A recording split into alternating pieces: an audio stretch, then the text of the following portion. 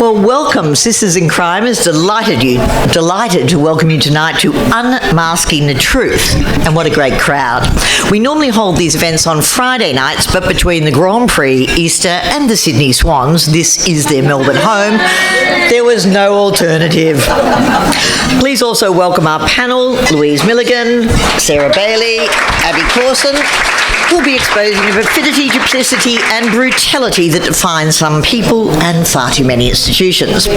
At the outset, on behalf of Sisters in Crime, we respectfully acknowledge the traditional owners of this land, the people of the Kulin Nations. We pay our respects to their elders, past, present and emerging, and acknowledge their and uphold their continuing relationship to the land and the sea. Thank you. Now, just a bit of housekeeping on how this evening's going to work, courtesy of Carmel. You may like to shift your chairs around so that you're looking right here instead of with your back to us. Just saying. We'll be in conversation with the three panellists for about an hour, and then we'll break for drinks, book buying, book signing, and the traditional Sisters in Crime raffle, and we'll just pause briefly for the alcohol content. Right. There are lots of books on offer from the Sun Bookshop stall at the back there and available for signing. We love Deb at Sun Bookshop because she is the greatest supporter, long-term supporter of Sisters in Crime, and also offers a 10% discount to Sisters in Crime members. So a bit of a round for Deb. Now, in the second half, we'll resume for the inevitable raffle draw, questions and a prize, which will be a book, for the best question, as judged by a former ABC colleague and friend, Agnes Cusack. Then we'll be heading downstairs for drinks for some criminal conviviality. I really wish I could put those big words in there. Please feel free to join us. So now to introduce the panel, I'm going to start with the debut author because she needs a bit of, she hasn't done this before. So this is Abby Corson, who's our debut author, who's been a luxury travel and lifestyle writer for over 10 years, with her work featuring in magazines, newspapers, including Vogue Australia, The Age and Herald Sun. Not unsurprisingly, she set her debut novel, The Concierge, in a hotel because she knows a lot about them and loves them, something I can definitely agree with. It's just out by Ultimo Press. It looks like this. It's an interesting book and well worth a look. Next to me is Sarah Bailey, who's also a multi-award-winning author. Body of Lies is her fourth book in the Gemma Woodstock series. The first in the series, The Dark Lake, will be making the leap to the screen, thanks to Brouhaha Entertainment.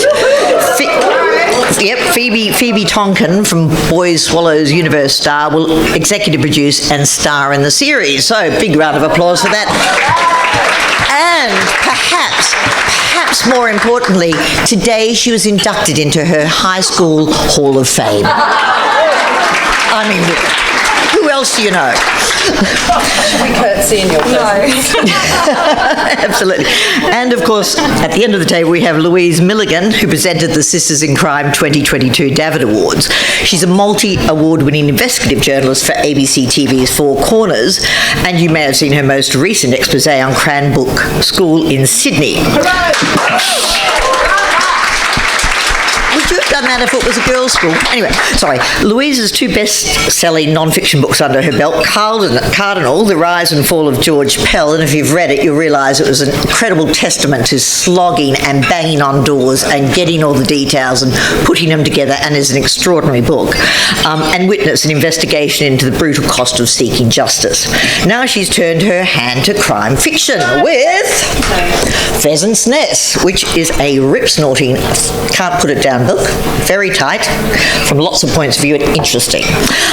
Louise's books have been awarded multiple prizes, including the Hawkley Book Award, the Davitt Award for the Best Non-Fiction Crime Book, the Melbourne Prize for People's Literature Choice Awards, the Victorian Premier's Literary Awards, People's Choice Prize, the Sir Oxford Dixon Law Reporter of the Year Award, a Press Freedom Medal, and a shortlisting for the Stella Prize. How disappointing for you.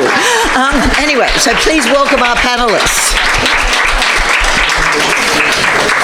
So, I'm going to start with, we're meant to be talking about institutions, and I'm most interested to know, first of all, and I think I'll start with Louise, because I know that she's had some interesting dalliances here. I was thinking about what are the institutions in our society, and of course we have government, we have media, and someone said, and we also have church. And I went, oh, of course we do, you know.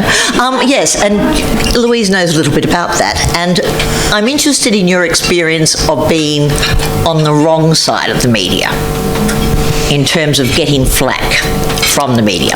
Oh, we wouldn't be talking about my friends at the Australian, would we? God bless them. Actually, I don't believe in God, so, you know. Yeah, I mean, it's a sort of curious thing as an investigative journalist to find yourself become the story. And I think there's a really unfortunate thing that has happened in the Australian media in recent times. I think it is partially a product of social media and the polarisation of discourse. And basically people are kind of lining up on either side of an argument and shouting at one another. And so there's this assumption from certain culture warriors who approach everything from a very particular perspective. They are ideologues, so they assume that everyone else is an ideologue, and they assume that an investigative journalist who is, you know, asking questions of an institution about probity and, more importantly, about the protection of women and children must surely be doing this from the point of view of being an ideologue. And so they go after you. And, yeah, it's been quite unbelievable, to be honest. But fortunately last year, it culminated in me making a complaint 2 years before that to the Press Council about one of their more ridiculous attempts to try and discredit myself and my former boss, Sally Neighbour, who is an absolutely incredible journalist. I'm sure you all know Sally's work. And just a tip for anyone who's ever thinking about going to the Press Council, it's a complete nightmare. It's just the most awful bureaucratic process. And it's a bit of a toothless tiger, isn't it? Yeah, but at the end of the day, all I wanted was for them to find that I had, that basically they had done something wrong, that they had said things about me that were untrue, and I wanted them to have to print it on page 3 of their paper. And ultimately that is what happened. And that's the deal with members of the Press Council, you have to print it. It was a joyful, joyful day.